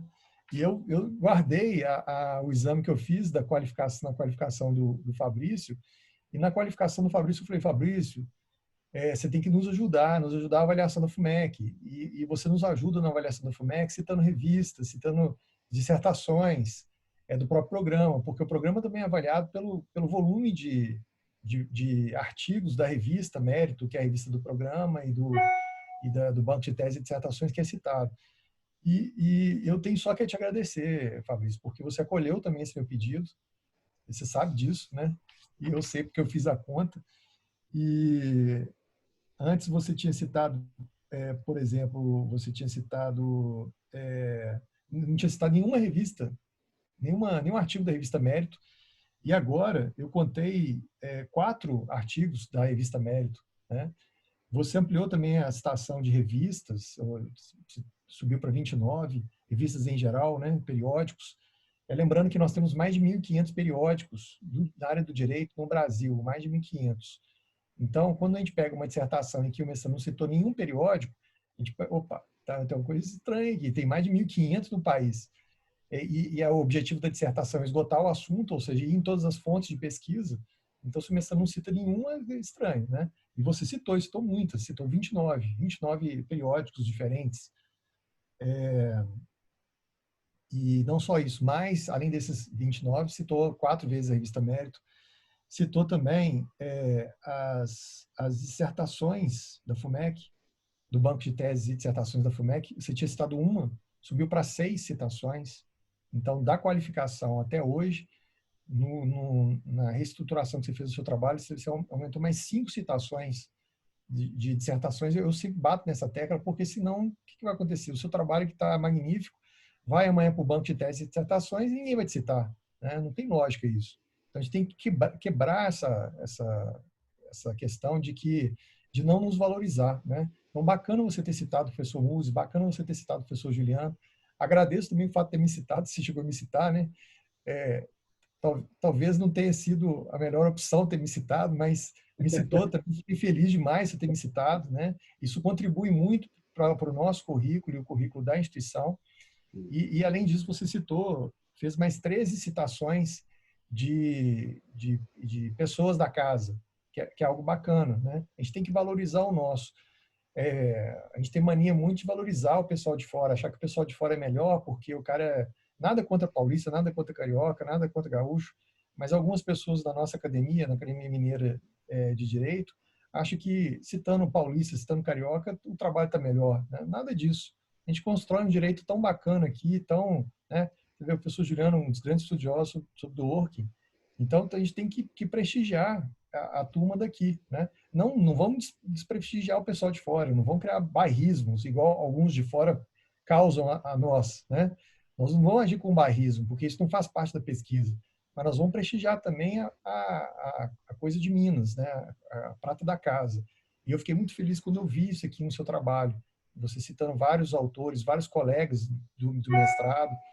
É muito bacana quando você cita a Thais, a professora Thais, que foi seu colega de mestrado, como professora Thais. Eu acho isso uma forma gentil, respeitosíssima, sabe? Te agradeço de coração, porque também adoro a Thais, né? Você sabe que você é amigo dela também, Thais Cristo, né? E todos os outros colegas que passaram por aqui, o Bruno Amazan, né? Então é muito bacana quando o colega, né, que está concluindo o curso prestigia esses mestres e mestrandos que aqui estão ou que aqui passaram. É muito bonito de ver isso. Então, a gente tem que criar essa rotina, porque amanhã o pessoal vai estar citando o professor Fabrício Almeida, né, que defendeu a dissertação dele, né, com uma magnífica fala. Né. Então, é importante isso tudo. Além dessas fontes todas de pesquisa, você ainda citou 51 livros diferentes, você citou livros eletrônicos, você citou sites, você fez pesquisa também em outros bancos de tese e dissertação. Você citou, além das 6 nossas, você citou 6 teses e dissertações de outros programas, ou seja, você ampliou a pesquisa, né, que é o grande objetivo da dissertação, é a fundo no estudo do tema, né, ver tudo que tem escrito sobre o assunto em outros lugares. Você citou 8 julgados, você citou 23 normas diferentes, fez um estudo de 23 normas diferentes. Citou algo que eu te falei e você foi atrás, porque você não tinha feito isso na qualificação, projeto de lei. É algo que os mestrandos esquecem. Com a cultura legislativa que a gente tem, qualquer temática que você pegar aí, se você abrir lá o site do Congresso, você vai encontrar um projeto de lei lá tramitando. Então, eu te falei, te alertei para isso na qualificação, e você foi atrás e encontrou 2 projetos de lei, citou no seu trabalho 2 projetos de lei. Anais de evento, você até chegou a participar e publicar com o MUSE, né, no Comped. E no direito comparado, 20 obras no direito comparado, que demonstram aprofundamento também, não só no nosso sistema, como no sistema estrangeiro também. O que deu ao todo 140 fontes diferentes, 140 fontes diferentes, na somatória dessas fontes todas. Então, Fabrício, com esse comentário geral do seu trabalho, a temática é importantíssima, né? A temática, ela resvala numa discussão que quase que sem fim, né, de ativismo judicial, judicialização. Né? A sua temática ela perpassa por essa discussão também, que eu acho que é fundamental hoje, principalmente no momento que a gente está vivendo, né, de quarentena, de pandemia, de investimento público em saúde, né? O problema das ações judiciais envolvendo saúde, né? Centenas e centenas de milhares de ações envolvendo o direito à saúde. Né? Eu estava vendo lá ontem o jornal e estava falando do investimento público em saúde, né? Saúde e educação. Investimento público em saúde e educação no país, somados, é quase que o mesmo investimento em defesa. Né? Então, se não tem nada contra investimento em defesa, tem que investir em defesa também. Isso faz parte da nossa soberania, do Estado Democrático de Direito. Mas será que a ordem dos fatores está correta? Né? Um país que investe pouco em educação e um pouco mais do que investe em educação, investe em saúde, será que um país desse está no rumo correto? Né? Os professores que já são tão massacrados na questão do salarial, de benefícios, né? Então, é um questionamento que eu faço. Não um questionamento ao governo, que isso aí é muito maior do que isso, né? Mas é uma questão de escolhas, né? Que não é só desse governo, de outros governos também. Mas a sua temática, ela resvala todo nessa discussão também. Então, daí a grandeza do seu trabalho, eu tenho certeza que o seu trabalho, da forma como você fez, nesse pensamento da estrutura do Supremo, de qual que seria a atribuição do Supremo, na verdade, diante dessas minorias, eu acho que o seu trabalho traz uma contribuição gigantesca para a academia. Tá?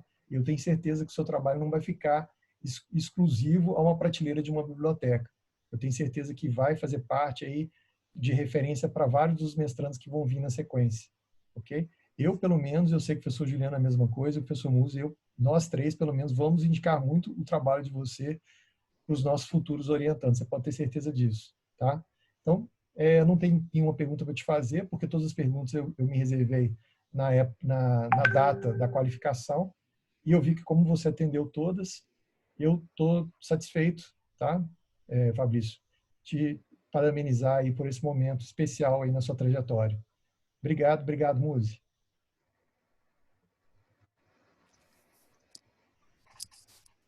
Ok, professor Zandona. Até esclarecer, né, professor Juliano, porque a FUMEC, né, foi uma iniciativa da professora Maria Tereza Fonseca Dias, né, que até a iniciativa dela não, foi a iniciativa do programa, mas na gestão dela, né, que ela levou à frente, que foi a adoção do exame de qualificação, né? Eu acho que o exame de qualificação, né, modéstia à parte, né, porque eu integro também muito honrosamente o quadro de professores do programa, tem levado a uma elevação do nível dos trabalhos, né? Porque o mestrando tem a oportunidade, antes de apresentar a versão final, de já ouvir críticas, né, sugestões ao trabalho, e é muito recompensador para nós professores, como o professor Zandona anotou, né, perceber que os mestrandos, antes de se desestimularem, se sentem estimulados com essa crítica, né, e aperfeiçoam o trabalho, né? Então, eu também, né, acompanhei o trabalho do Fabrício desde sempre, né, assim começou a ser feito, na banca também, e por método meu de trabalho, realmente eu não faço indagações, questionamentos ao mestrando, né? Eu assumo como falha do orientador as faltas, porventura, percebidas no trabalho, né? E méritos dele, a excelência do trabalho, quando percebida pelos examinadores, né? O tema do Fabrício sempre me instigou muito, né? E penso que aqui no Brasil nós estamos no início de um debate que precisa se aprofundar sobre o papel do Supremo Tribunal Federal, né? As considerações feitas pelo professor Juliano, né? O temor que um legislativo possa provocar em certos setores da sociedade, né? Quando se percebe uma tendência muito conservadora ou uma tendência extremista, né, do parlamento, né, reacende o debate em torno do papel do Supremo Tribunal Federal, né, e não é um debate fácil, porque eu sempre provoco os alunos, né, nas aulas, né, tento sempre provocar dizendo o seguinte: será que a existência de um Supremo Tribunal Federal como guardião de valores fundamentais não significa um grande medo da democracia e do governo do povo? Quer dizer, nós vamos deixar isso para o povo mesmo decidir? O que o povo vai eleger por aí, né? Então, é um sentimento, vamos dizer assim, paradoxal, né? Que tem que suscitar os debates, eu acho que na academia, né? Qual o papel do Supremo Tribunal Federal? Qual o limite do papel do Supremo Tribunal Federal? É melhor termos, ao fim e ao cabo, um governo de juízes mesmo, né? Ou será que o governo de juízes, como o Waldron sustenta, né, não é demonstração de uma, vamos dizer assim, de uma situação de não normalidade ou de não avanços democráticos da sociedade, né? Que a sociedade ainda é muito atrasada, vamos dizer assim, né? Porque o cerne da argumentação do Waldron é esse. Se você tem um sistema democrático consolidado, você não precisa de uma Corte Constitucional, né? Os debates sobre os temas serão muito melhor feitos pelo Congresso, mas o Waldron não nega, né, que se você tem uma sociedade disfuncional, né, em que certos pressupostos da democracia não estão presentes, como ele aponta, aí sim você precisa de um controle de constitucionalidade, né? E eu acho que a gente não precisa simplesmente repetir o Waldron ou do Dworkin ou Habermas, mas sim trazer os aportes doutrinários desses autores para a nossa realidade, né? E trabalhar a nossa realidade, oferecer as nossas soluções, né? Eu acho que o Fabrício se propôs a esse desafio e de minha parte, atendeu bem na sua dissertação. Então, eu agradeço mais uma vez as ponderações do professor Zandona, as ponderações do professor Juliano, e passo a palavra para o Fabrício para as considerações finais dele, como de praxe. Bom, em relação às considerações finais, aproveitando também o comentário feito pelo professor Zandona, né, que muito me honra, né, desde o início do mestrado era uma vontade minha tê-lo na minha banca. A minha epígrafe do trabalho, eu coloco justamente uma frase de Nelson Mandela. Ele fala o seguinte, que a educação é a arma mais poderosa que você pode usar para mudar o mundo. E eu compactuo dessa frase. Eu acho que a educação é a base de tudo e para todos, né? E é com base nessa, digamos, nesse alicerce que eu tentei desenvolver o meu trabalho. Peço desculpas aí pelas falhas, realmente. Eu já verifiquei que tem alguns erros aqui, vou, né, proceder à correção antes mesmo do depósito definitivo e todas as observações aqui levantadas. Eu agradeço muito, né? A Universidade FUMEC é realmente uma família. Eu tenho muito orgulho da minha segunda família. Na primeira é a Unifem e agora a Universidade FUMEC. Então, eu tenho duas famílias.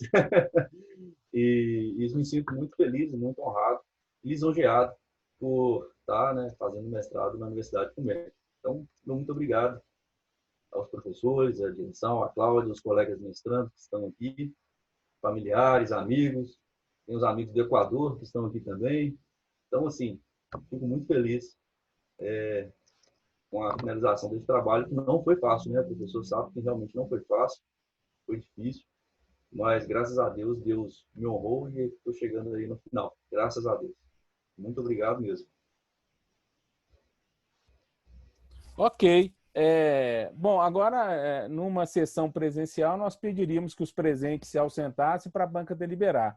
Mas agora, nas sessões virtuais, nós estamos usando, professor Juliano, a avaliação pela via do WhatsApp. Eu não sei se o senhor está com o celular aí perto.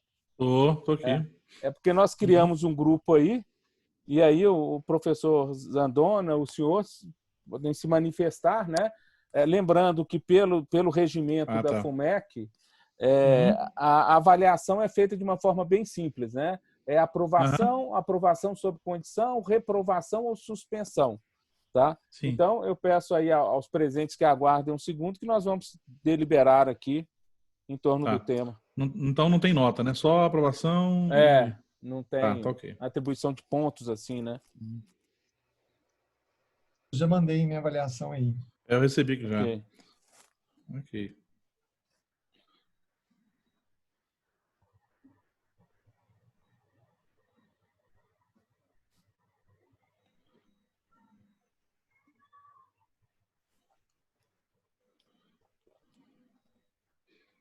A questão de pontos, a gente tinha até um sistema de pontos aqui, né, Musa? Só explicando para o professor Juliano. Só que o sistema de pontos, ele gerava algumas distorções, que às vezes a banca era muito pesada e o trabalho era excelente, aí dava uma nota que não era total. E, por outro lado, um trabalho que não tinha excelência, uma banca suave, dava uma nota alta e gerava distorção, aí gerava aquela discussão entre mestrandos, por conta de banca, aí a gente resolveu simplificar, adotar um sistema que várias instituições estão adotando no país, né? Que é aprovado, e o que faz a diferenciação depois no currículo do mestrando é a nota que ele teve nas disciplinas. Sim, sim. Né? Eu acho que é o correto, inclusive. A gente eliminou, porque era um estresse, né? Um estresse a mais para todo mundo, né? Eu acho que é o correto, inclusive, né? Já estou acabando aqui já. O que interessa, afinal de contas, é se ele é mestre ou não, né? É só isso. Porque essa nota... Exatamente. Todos os lugares que eu dei aula, ninguém nunca falou assim, Zandona, qual foi a nota que tu tirou? Exatamente, né? Todo mundo falava comigo assim, você tem um certificado lá de mestre, doutor? Tem, então vem. Né? Então vem, exatamente. Né? Eu quero um mestre com 70 pontos, com 80 pontos. Não, ninguém vai olhar isso, né? Ninguém nunca olhou. Ou assim, né? O mestre que tirou 70 recebe menos do que o que tirou 90. Não tem, exatamente. Não tem isso, né?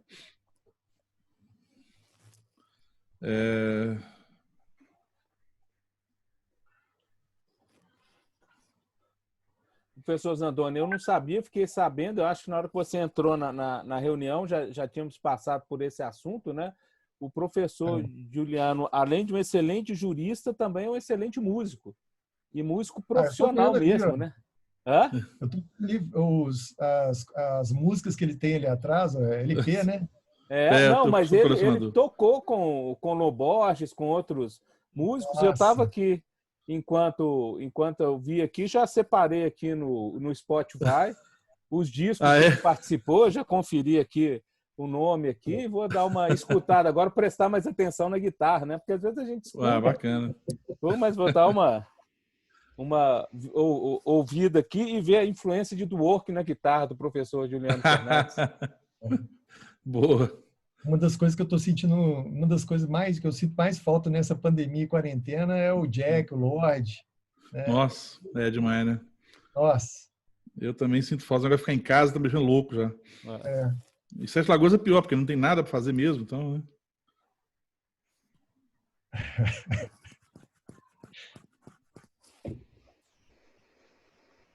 Tá parecendo o meme, né, que circulou no início da pandemia, né? Falando assim, na pandemia você não pode ir ao cinema, você não pode ir ao shopping, você não pode ir a um restaurante, a um bar, tá parecendo Ibirité. Tipo isso, né? Ontem eu vi uma boa, o cara perguntou assim, você tá em casa? Eu assim, há 150 dias. Onde é que você tá? Tá em casa? Tô há 150 dias. Aqui nós estamos igual penitenciário, né? Marcando na parede. Nossa, cara, tô desesperado já. Acho que é isso aqui, deixa eu ver. Mas você tem uma preciosidade atrás de você, viu? Cara, eu sou colecionador de vinil, né? Eu tenho muito disco, eu tenho mais de 3.000 discos, CD, eu devo ter uns 2.000 CDs, eu sou meio da época. Eu compro disco desde os meus 13 anos, né? Eu acho que é isso aqui, gente. Meu pai também tem uma coleção de LP lá, mas ele não chega a esse tanto, não. Ele deve ter quase 1.000 LPs. Mas uma curiosidade da coleção dele também. É o que tá me mantendo aqui, porque eu só fico comprando disco o dia inteiro, né?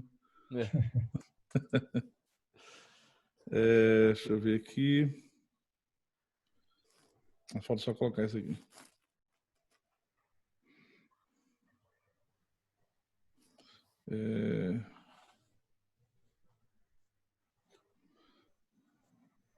Fabrício, você está em Belo Horizonte ou você está no interior? Casa, em BH. BH? Ok, gente. Você está trabalhando em casa ou você está trabalhando... Eu estou de férias prêmio no momento. Ah, tá. Eu tenho a férias prêmio para poder dedicar nessa fase final do mestrado, da dissertação e a defesa, né? Estou de férias. De férias para isso. Mandei no grupo já, tá, gente? Ok. Desculpa a demora aqui, mas é porque... Não. Ok, Fabrício, então aqui a banca deliberou aqui também virtualmente, via WhatsApp, e então tenho o prazer de anunciar a sua aprovação, a unanimidade, né? Dar-lhe os parabéns, né? E desejar aí muito sucesso, né? Quem sabe aí já pensando mais para frente num doutorado, mas já usufruindo, né, da condição de mestre em Direito, né? Eu agradeço aí ao professor Juliano mais uma vez, foi um prazer, uma honra, né, de participar e aprender sempre um pouco mais, né? O professor Zandona, agradeço a todos os presentes, né? Nossos mestrandos aí, que eu vi algum aqui, a Alessandra, o Giovanni, os familiares, a Cláudia, né, que está sempre participando com a gente, e dando então os parabéns ao Fabrício, eu declaro encerrada a sessão, né? Quem quiser aí se manifestar aí agora, já informalmente aí, né? Sintam-se à vontade para falar aí com o Fabrício e dar-lhe os parabéns também a todos os presentes aí, inclusive os professores aí, a quem mais uma vez agradeço. Muito obrigado a todos. Ok. Bom, Fabrício, sucesso para você, meu caro. Obrigado, viu, por ter lembrado aí, né, do fato de eu ter sido seu professor há um bom tempo, né? E agradeço muito ao professor Carlos, ao professor Zandona, e me coloco à disposição, sempre que precisar, estou aí à disposição, tá? E fiquei muito feliz de participar dessa banca, né? E o seu trabalho está muito bom, Fabrício, tá? Certamente que o Zandona falou. Eu com certeza indicarei o seu trabalho aqui para os alunos aqui da graduação também, né? Acho muito importante isso. Apesar de ser graduação, né? Mas só enriquece mais ainda o seu trabalho. E desejo muito sucesso aí na sua caminhada e que venha logo o doutorado aí, né? E na FUMEC, claro. Fabrício, te dar os parabéns também pela aprovação. A partir desse instante, você é mestre em Direito, né, pelo nosso mestrado aqui da Universidade FUMEC. Estou muito honrado com isso, o fato de você ter escolhido o nosso programa, a nossa instituição. Dizer que você é da família FUMEC, né? Então, não deixe de participar dos nossos eventos, dos Compeds e integrando, como você sempre integrou aí, os nossos mestrandos, né, as nossas atividades dentro e fora de sala de aula. Agradecer ao professor Muzi, agradecer ao professor Juliano e dizer, Fabrício, como que é importante você ter convidado o professor Juliano, que foi seu professor na graduação, né, pelo que você mencionou. Isso aí é uma homenagem que você faz a todos os professores, né, quando você tem essa lembrança a um querido professor que você teve desde a graduação. Então, te dizer que eu me sinto também muito feliz e homenageado quando você lembrou de um querido professor que você teve desde a graduação. Porque também a gente dá aula na graduação, a gente sabe o sacrifício que é dar uma aula numa graduação. Então, sim, me sinto feliz e honrado também pelo fato desse convite. É uma pessoa tão bacana, né, como o professor Juliano, que participou dessa banca aqui. Obrigado, professor Juliano. Obrigado, Fabrício. Obrigado, Muzi. Eu que agradeço, gente.